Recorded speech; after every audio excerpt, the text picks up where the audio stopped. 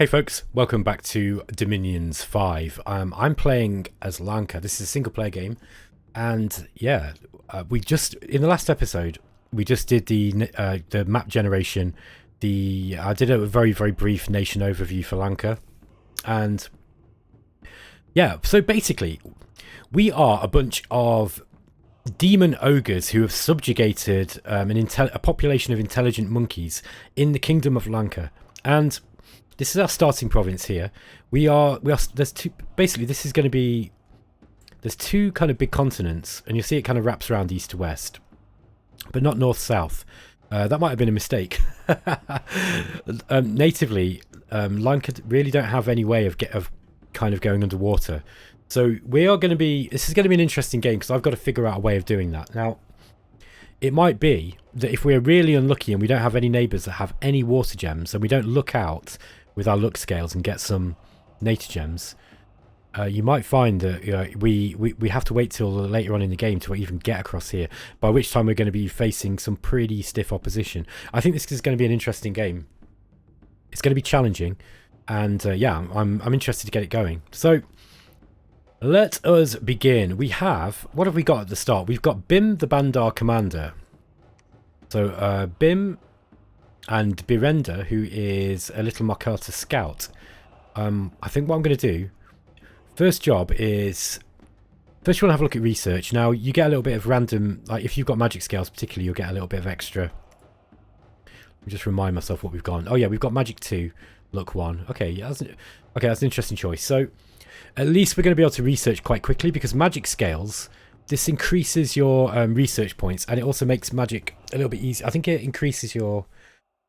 I think drained increases your magic resistance, if that's right, and magic scales might increase... It's either magic penetration or it might decrease magic fatigue. I forget how it works now. I'll have to check on the manual on that one, but it's a complicated game, this. Let's send Birenda out. He's just going to go this way. Bim is... So this is like the army setup screen, and this is the troops that he starts with. So I'm just going to... Let's just put him on... I've put him on spells. This is a bit of an exploit, but basically it stops him from moving too close. And you can put him on stay behind troops. That's another way of doing it, and make him hold a few turns. So anyway, this is how you organise troops on the battlefield. This represents the battlefield, or at least your half of it. And you know, this block is your blocks of troops. Bit of a basic UI, but it works fine. So what we want to do is, we've got these Markata archers. These are undisciplined, so you can't give them any orders. They will just charge forwards, fire arrows, and then they'll run off, basically, when they start taking damage. And the Vanara are not much better. These Atavi infantry, sorry. They've got maces and sticks and stones. Now our commander's decent, so we can actually... Because he's got more than... I think he's got 80 points. I think once they get to 80 leadership, actually allows you to put these squads into formations. Not otherwise, normally you just get box or skirmish, but we'll just keep them in box for the time being, I think. We'll just put those on... we'll just put them on attack. Or fire, maybe. Alright, so first job is we look at our research, and we kind of have a look what we want to be going for with Lanka. So the main goal of the game is to take territory and, you know, overcome your opponents, and we're going to need troops to do that. The monkey troops are cool, but we don't get very many resources and recruitment points because we're in turmoil. So, I mean, look, let's just see what we could get. Let's say we want to get a mage out kind of quite soon, so we'll go for a Rakshasha. This will start getting our research going, because your mages are the ones who research. And then I'm going to get... I probably want to get some demons, because we can have a certain amount of demons. Now, I only took Holy 5 in our Bless, which means we can take 5 Holy... We can basically summon 5 Holy Troops a turn. You probably want more if you're really leaning heavily into the demon stuff. Now, our Bless, we get extra morale, attack skill, and defense skill. So that's not a bad Bless. Once our God comes on... Once our God breaks free from being imprisoned... She will then buff them up with the rest of the things that we added to the Bless. I think for the time being, we're going to be using a mixture of Scales troops, and what I mean by Scales troops is these non-sacred troops, basically. So we want like things like the Bandar. So we can get like 5 of those a turn. Now these are very good. They'll expand very reasonably well. Another way we could go would be to take lots of Bandar archers. Now the problem is with these guys is they don't have any armor, so they do take attrition. But we could get like they really hurt when they shoot. Failing that, we could just go like lots and lots of monkeys. And you want to expand out as quickly as possible. I think with the map being like it is, and us being in this corner, because this is kind of like there's going to be no. We might get an AI like here and maybe one here, but so I think likely enough we're going to have 2 AI close, maybe 3. There might be one like here, one here, and one here, and then the rest are going to be scattered around here, I'd say. But yeah, we don't like in multiplayer. You really need to rush out as fast as you can, and you've got to be really careful. And you don't have to do that in single player quite so much. If you expand very badly, you can still lose the game if you're not careful. But I think what I'm going to do is I'm going to try to... Atavi aren't really that good. They will take a lot of attrition, but like I say, expansion in single player is just different. You don't have to worry too much about, 12 provinces, like 20 plus provinces by turn 12 or whatever it is. You don't have to worry about that. So I think the first thing we're going to do is we're probably going to move into this province here. It's got high population. This is a high population province, by the way, for the early age. You'll see that Lanka starts with 30,000 people. This has got nearly 12,000. Excuse me, I've got a bit of a sore throat. So 12,000 is a lot for this point of the game. I didn't take growth scales, so we're not going to be getting any increasing population. Usually with a blood power like this, you're going to want growth because it offsets some of the blood hunting you do. But I'm not that bothered about it in a single player game. It's not that important. So what are we going to do? I think what we're going to do is we've got these mark up. I think we're going to get some of the more of these Atavi. The other thing that we could do is we could get some Atavi. If you hold shift down, by the way, you recruit 10 at a time. So yeah, maybe if we go for Atavi, we'll get a Rectipata. That's going to be our 2 commander points for the turn because these guys take 2 recruitment points. So that's all we can get.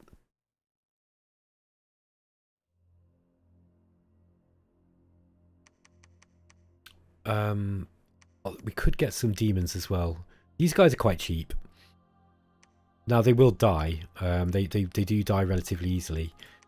Alternatively, we could go with the Lancashire. The problem is that those guys are quite expensive in gold. Look, I think they're also resource points as well is a bit of a problem. Now these guys have got low resource. These are actually quite good. Yeah, maybe I'll get 4 of those, and that's it for the holy points. So I can't get any more. And what I'll do is I'll probably use these as fast flanking units because they're fast. And with the attack and defense bonuses that I get, when they're blessed, these are going to be like attack 14, defense 14, which isn't too shabby, I'll say. Okay. Look, they're going to have really, really, really high morale as well. I think I'll do that. Yeah, let's go that for the first turn. And that's about it. There's not really much more we can do. So we could recruit some mercenaries. So Edward Blackfist commands 20 men. He wants 185, 187. I could get those next turn maybe. Hiring mercenaries at the start of the game isn't a bad idea. It does help you get out faster, and you don't really care if you take attrition with your troops. Do I want Atavi? I think I might actually just go with the melee troops here.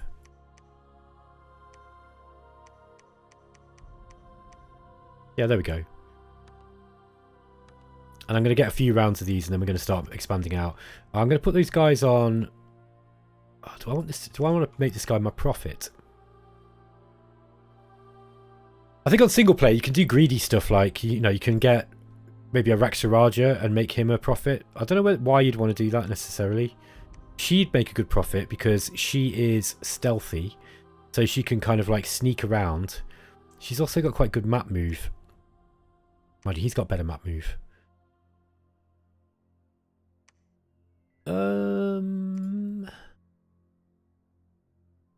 Yeah, the Bandar commander's not got great map move, and it's nice to have a high map move on the command so you can get to the thrones quick. I don't think it's really that important though.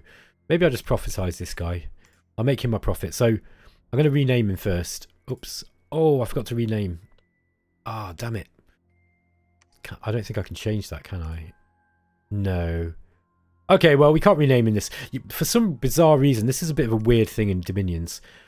You have to enable renaming of troops in the game. I don't know if it's something to do with multiplayer, but in the game options, and I forgot to do it.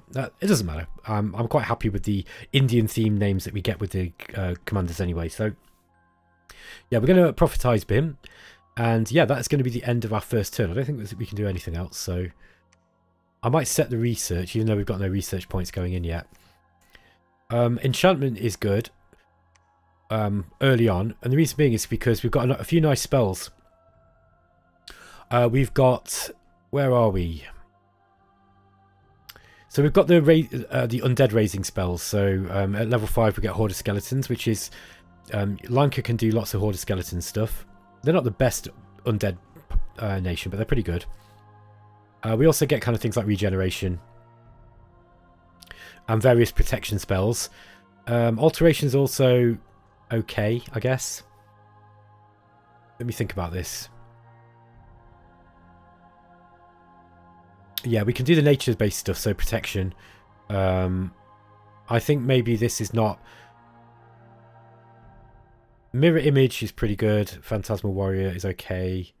Yeah, we don't... Yeah, I don't think alteration is where we want to be going. It's a shame because we've actually got some points already put into here. Conjuration is always worth it. This is a nice spell, Host of Garners. This basically creates a bunch of ghostly Vanara type troops. Then we've got some animal summoning spells that are unique to, you know, kind of the monkey nations. Herd of Elephants, Ambush of Tigers, and Herd of Buffaloes. They just create a load of animals, basically, that can help you. Later on, we get Vitalas. I'll show you those when they come out. I like those. So I think what we'll do is...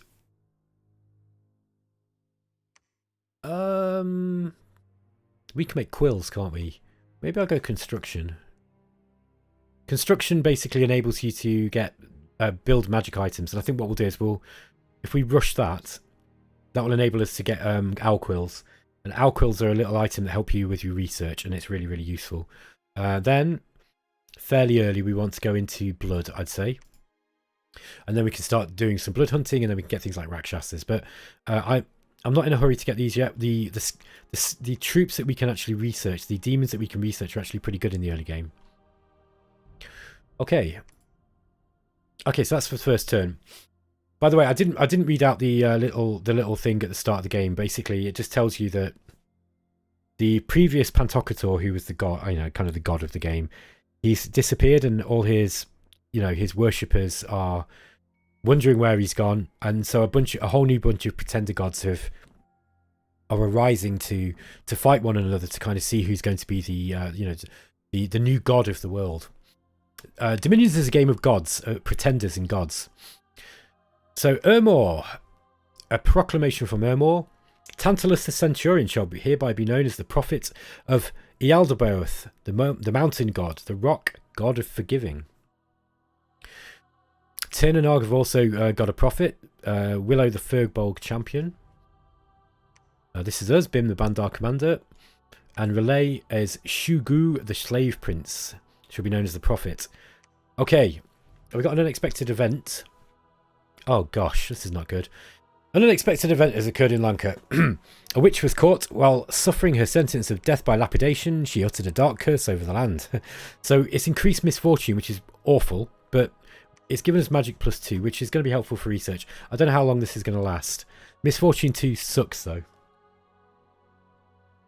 This means we're going to start getting some really nasty events.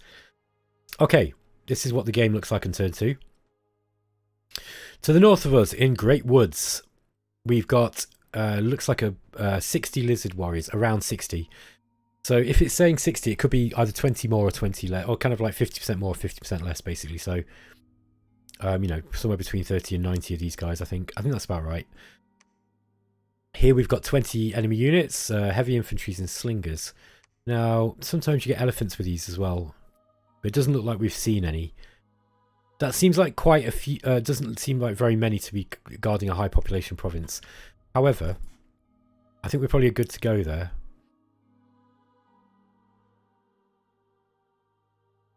I think what I might do in order to reduce casualties, I might wait one more turn. In which case, I might get How many troops can this guy get? How many? Sorry, what I'm asking is how many squads can he lead? And I think it's 3 is the answer. Yeah, he can lead 3 squads. Usually, you want to kind of try and get out as quickly as you can, so that you can beat your enemies to the good provinces.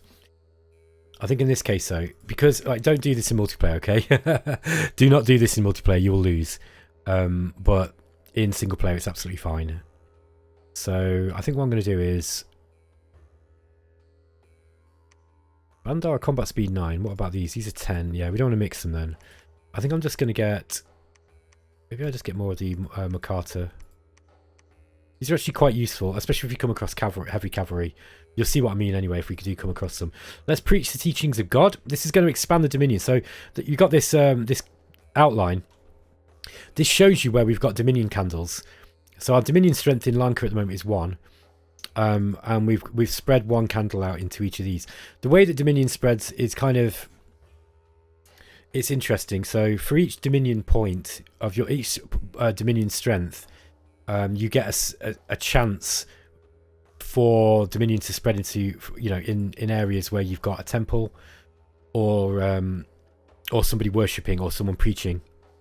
So yeah, I'm not going to go into the exact mechanics of how it works. I forget exactly how it works, but basically, the more Dominion strength, the more chance you've got of Dominion spreading. And if you're preaching, that helps. If you're preaching on a temple, it helps even more. And your pretender and your prophet automatically push out. I think you automatically get a temple check. You pass the temple check, so you'll automatically start spreading it out. So you'll see. This will start spreading out now, and the higher your Dominion strength, the better. So we want to get temples up because the temples actually increase your Dominion strength. Yeah, I'm going to get more of these demons.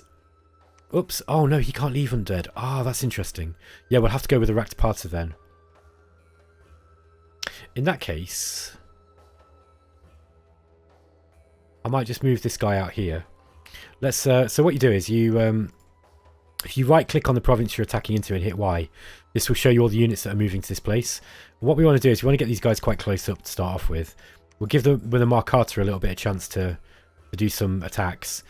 And I think then what we're going to do is we're going to... These guys can throw sticks and stones. They don't do very much damage. And I think these are heavy infantry we're attacking. So, yeah, we just want to get in there and attack. I don't think we want to mess around with that. So let's get these on attack. And I might put them in a line formation, just in case anything tries to come round. I'm going to give the guy a guard or 2, just in case any enemies just do get round to the back of him. So he's got a couple of troops guarding him. I'll put the Markata at the front. They'll run forward and start shooting. And then what will happen is the other troops will slowly start moving forwards. I think I might put them on hold and attack. So it gives the Markata some turns. They're not going to do any damage with these awful little bows. They're only doing 7. They're not going to do anything against the against these guys. But you'll see. Anyway, yeah, let's not go for the Markata then. I'm going to change my mind what I'm making here. I think I'm going to still go with the demons, and I might get some. Maybe I'll get Bandar. Mind you, they're kind of expensive.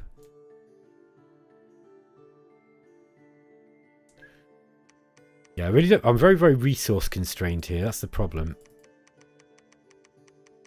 Now these are a nice idea until they start shooting these guys.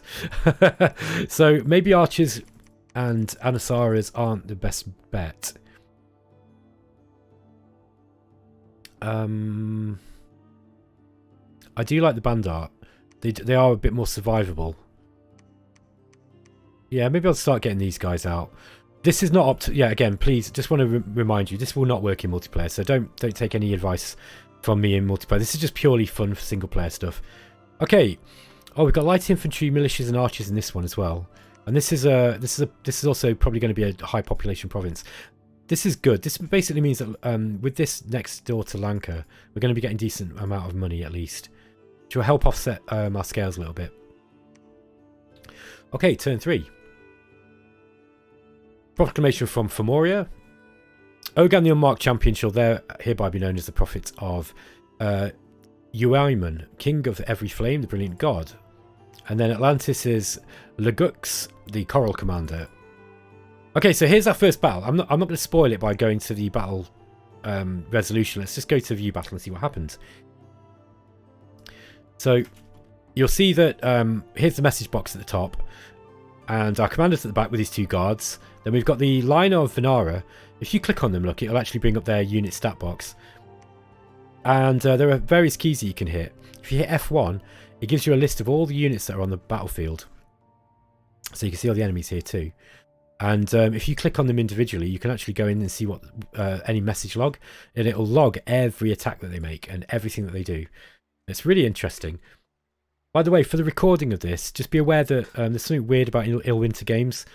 I've actually turned all the graphics settings down, even though my computer's monstrous and should easily be able to handle the 3D and stuff. It really affects, you'll see that it kind of jumps around a little bit when I'm scrolling, so I apologise for that in advance. It's just something to do with Illwinter's engine. Or you know, it's something like that. And I've noticed that if you turn the graphics settings down, you know, we're not playing this game for it to look good, but if you turn the graphics settings down, it jumps around a little bit less. Okay, here's the enemy troops. Lots of heavy infantry. This is going to be hard. I'll be surprised if I fail this actually. I don't think we're gonna win this one. Let's see what happens. So the Marcatas are firing arrows to start off with. I'm actually going to put the you can colour the tiles so you can see who's fighting, and I'll just speed it up a little bit until we close in. And we're going to be lucky to win this. There's a lot of heavy infantry there. I don't think our guys are going to get through that. If we can kill enough of them before they kill enough of ours, we'll win. If they, but what happens is every time after you've lost a certain amount of troops, you'll automatically rout. I think we're going to lose this. I don't think we're killing enough. Yeah. Oh, we've done it. Oh, we've done it. We're really lucky. Look, the enemy have routed. So look, it says the independent armies have routed. So our brave monkeys stood their ground. That was really. By the way, that was luck. That was really good luck, because these guys are not that good. They're basic humans just like these, but these guys have got 12 protection, and these guys have got like 1 protection and no hats. But we've managed to make them rout, which is excellent news. So we'll just watch them chase those guys off the field. Look. And Bim the Prophet has won his first battle, which is excellent. So we can have a look here. We actually lost a lot of troops. So look, we lost 23 Atavi, 2 Makata. So we lost 25 troops and they lost 39. And you can see that it's all lined up here. Tells you what is what. Okay, so we've taken our first province, but we've got very heavy losses. So we're actually going to have to come back to our home province now to come and pick up some more troops. We got 99 income. Right, so you've got this thing here now, which is province defense, and this is like you're spending money to get a permanent garrison, and if somebody comes in and attacks the garrison and the garrison is depleted but you don't lose the province, the next turn they'll be automatically replenished. So it's kind of expensive to do, but you want to do it. So I'm going to put 6 in there, and the reason why you have 6. This is kind of what you do in multiplayer, right? In single player, you kind of want to do more usually, because the AI, how many province defense you have, kind of, it kind of the AI is less likely to attack you if you've got like 15 or 30. But I'm only going to put 5 in for now, 5 or 6. I think 6 gives you a little bit more chance to overcome some of the events, and that's why we do it. Okay, Bim is going to move back. We probably can't take any more of these provinces with what we've got here. We're going to have to return. We've started recruiting these guys. These are the Rakshasha. And the game automatically sets them to research. So you'll see that in the research screen it's saying that we've got 20 research points per month. That's because these guys, they're currently pumping out 10 research points each per turn. And so we're also recruiting these donkey-headed Rakshasa, the Anusara. We're going to need a few of these if we're actually going to get anywhere. Let's bring these guys back. Yeah, this is going to be kind of a slow expansion game, I think. So again, we're going to we now will have more research points, because as you take more territory, the fort here, you see that we've got a castle here, and this fort starts drawing in the resources and not recruitment, but I think it's the resources from the places around it. It might be recruitment as well. I know that I think it brings in at least the resources, but it might also be the recruitment points. I forget now. Anyway, the more provinces we've got around our capital, the more troops we'll get up, and you'll see now that we can actually get a few more Bandar per turn. So yeah, we're going to bring Bim back. We're going to move this scout as well. I'm going to go try and see what's in these forests. Now we've got an advantage in the forest in that we can actually, I think we can recruit our monkey troops pretty much anywhere. I don't know if it tells you here. Let's just go into the statistics. Yeah. Okay, so the Atavi archers and the Makata can be recruited in all forests. So you don't actually need to put a fort up there. So when we get the forest, we can actually start getting a lot more monkeys, which is pretty useful. And like I say, one of the reasons why I like playing single player is because it allows you to kind of play at a more reasonable pace, and you don't have to rush out and use like game exploit tactics. You can really just kind of play with the base troops and just sort of enjoy it. Okay, we're going to go on to the next turn. Okay, a proclamation from Kailassa. I'm pretty sure Kailassa. Oh, hang on. Andanava, the Guyaka general, is the prophet. Okay, I can't remember whether they actually already prophetized one or not. Oh, we've seen a battle as well. So we're watching Atlantis. There's a battle in Illidar. This must be a sea province that we've... Oh no, they're attacking into the forest. Interesting. Wow, they've come out onto land already. So Atlantis have got these shamblers. Atlantis are an interesting nation. They're an undersea nation, and they've basically got these things, the deep ones. Sorry, the Atlanteans. Yeah, these are deep ones. So basically, shamblers are like really, really big ones. They get bigger as they get older. So the older the shambler, the older the deep one becomes, the bigger they become. They've also got these ones. These are deep ones. So these are what they start off like. They're kind of like seamen, basically, like fish creatures. And then they eventually grow so big that they become shamblers. They've also got these reef dwellers, which are they're a kind of deep one that are, they live in shallow water. So they've got they use turtle shield shells and a coral corias. So these guys have got protection. They've got poison barbs as well. So anyone attacking them with a short weapon will end up getting poisoned. They're pretty good. These are.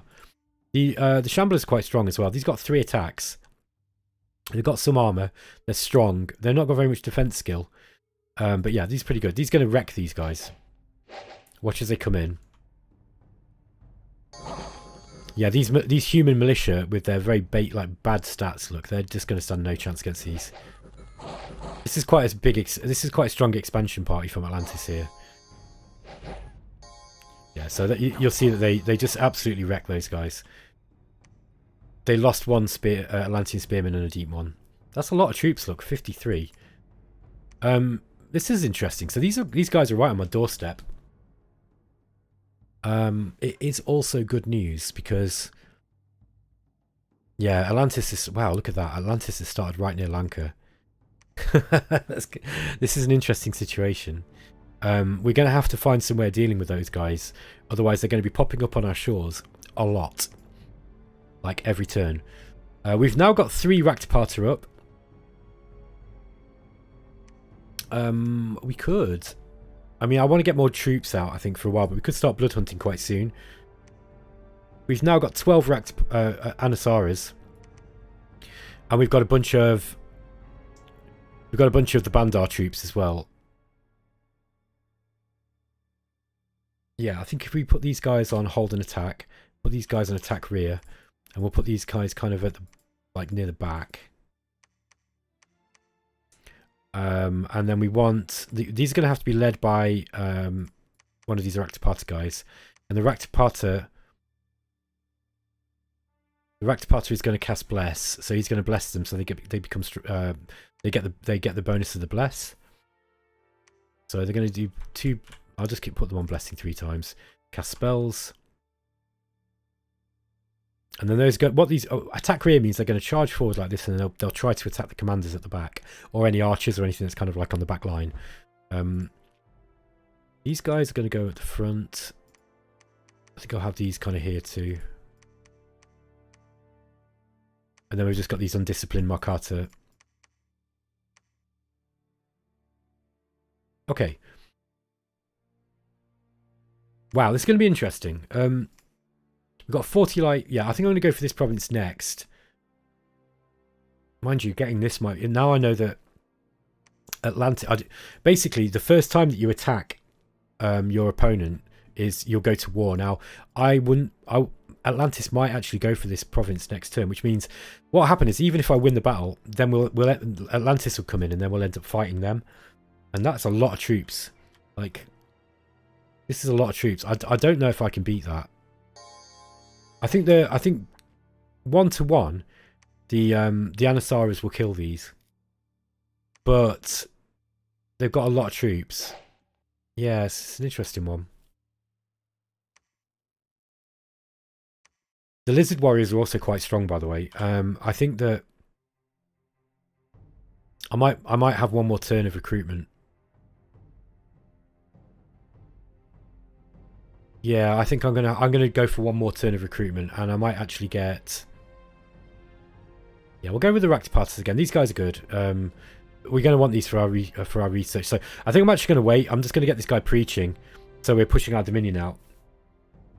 One thing I will say is if these guys do come into here, they're going to be fighting outside of their Dominion, and we'll get a bonus and they'll get a penalty.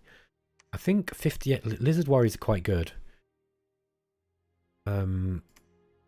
But having the Anasaras on the side might mean that we just get straight around the back. The other thing about these Lizard Warrior provinces, by the way, is that we get you get Shaman, and they can Lizard Shaman. They can curse your troops. So yeah, you got to be a bit careful of that. You can't get rid of curses. Once you curse, that's it. You curse for the whole game.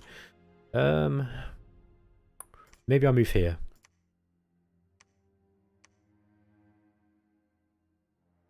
Got to gamble on the fact are Atlantis. Are they going to move into this province? If they do, I think I'm going to lose that battle. But I kind of want to get this before they do. If they do get it, like, you know, if they kind of go here or something and I take this, and they might be reluctant to go to war with me early. We'll see. I think I will go for this. I think I can take this province. This is a province that should be easy for me to take, relatively easy. Let's put those Bandar there. And then we're going to have Ayutthaya. Is that Ayutthaya? Yeah, Ayutthaya is going to go with Bim. I don't want all of them to go. I want these guys. I want you to stay researching. But yeah, I think I'm going to do this. I'm going to risk it. I reckon that they're probably going to go and take one of these. I'm guessing there, but I think that's probably what they'll do. Now there is a chance that we're going to really screw up here. The alternative is we go this way. But then we're fighting out of our Dominion.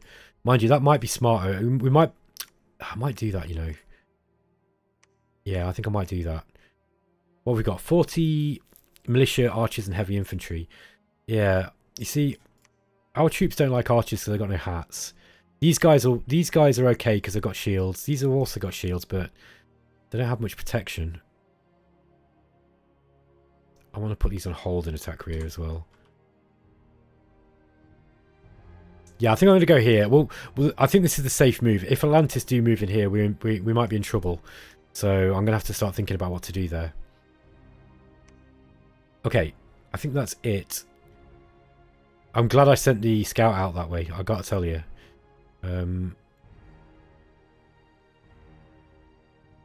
Let's check out who's down this way.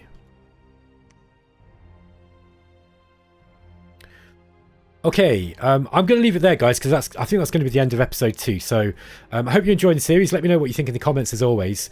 Are you enjoying this? Are you finding the pacing okay? You know, do you like the way that I'm presenting it? Is it fun? If is it not, just let me know.